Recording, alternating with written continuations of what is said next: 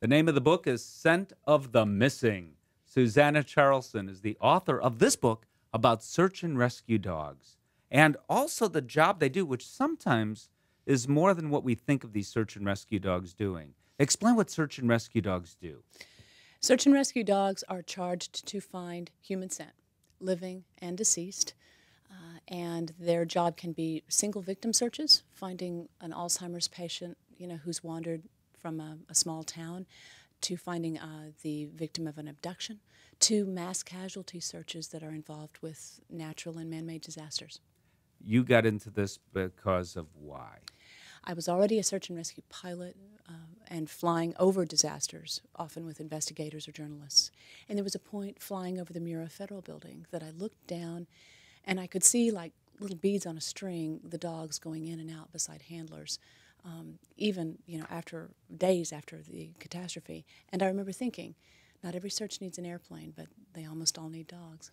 Yeah, they do. You get awfully up close and personal. Sometimes you read in the newspapers that the handlers have gotten depressed because they can't find what they're supposed to. But what's even more interesting is that the dogs get depressed. Does either or both happen? Yes. I can speak certainly that the handlers get discouraged. We feel the weight of a family's loss over days and weeks as areas are cleared and the person isn't found, and questions arise, and you hate for a case to go cold and to drop out of sight. But also, sometimes the recoveries themselves are very hard, and it's possible for both dog and human to get discouraged. On the other side of that is the bright moment when the find is a rescue and the child comes home, and we're blessed to see that moment of connection. Give me a 30-second version of one of those happy stories. Oh, one of them was last year when a young autistic boy wandered from home in the middle of the night.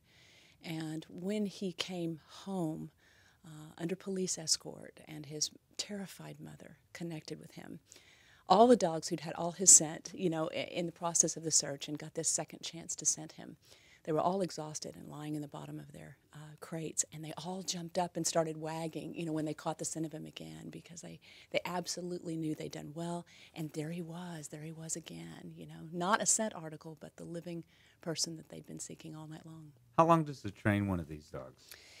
Starts usually, if it's a pup, about 10 weeks old, and usually they'll certify by the time they're about a year and a half, so 18 months maybe.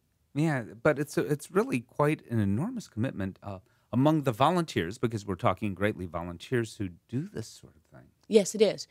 Most teams train at least once a week, 3 to 7 hours as a team, on a very organized syllabus, a set of scenario searches that span hundreds of searches before the dog takes certification tests.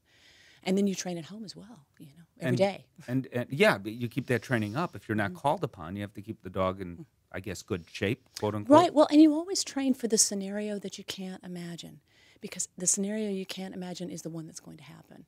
So, we've learned in the 21st century that the ways of catastrophe are unique now, and so we train with that in mind. What are some of the ways in which, or some of the purposes for which dogs are certified? They can do single victim searches, of course, and they can do scent discrimination searches, which allow them to isolate one scent in a population of scents. So, for instance, a missing child in a neighborhood where everybody's out, bystanders are out, the dogs will ignore all the bystanders, all the law enforcement, and just search for the match to the scent article they got. They can also... So how does, let's set that up. Okay. A child is missing, and you have a piece of clothing, for example, that the child recently wore, and the dog is sort of given that to familiarize him or herself with that, and then the dog just goes off into a sector, Yes. that you call it, and searches that sector for that one scent. If it's outdoors, we're talking squirrels and raccoons and other critters. We're talking about, if it's a playground, as you mentioned, maybe hundreds of other children. And if we're talking about near water, maybe even, to a degree, underwater.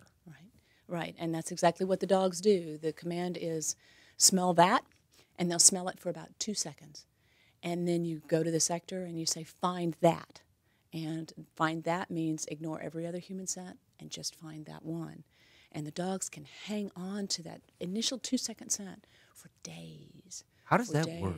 I wish they would tell us, you know. I've got my guesses, but I would love to have, you know, a 10-minute conversation with a dog that says exactly. I think it probably works the way it would be if someone threw a handful of confetti down at us and said, find the pink dot, and we could find it just like that. I guess, but we're visually, you know, and someone can show me your picture, no offense, but, and maybe it's just me, but I might forget in a few hours, let alone after day after day. It's amazing. Right, right. And they've got that unique scent signature that they can isolate and memorize. And I think many dogs can do it, but these dogs are trained and rewarded in increasingly hard scenarios for doing it. So they know this is a skill they need to hang on to. You know, it's already got relevance and importance to them, and I think they try a little harder to remember. Maybe, but if they didn't have that skill to begin with, I don't know that they could. The name of the book is called Scent of the Missing. Lots of stories in here. Some have wonderful endings, some not as much so. But I'll tell you, after reading this book, you will be amazed, as I was, as to what dogs can do and what dogs are doing every day. Thank you very much, Susannah Charleson. Thank you.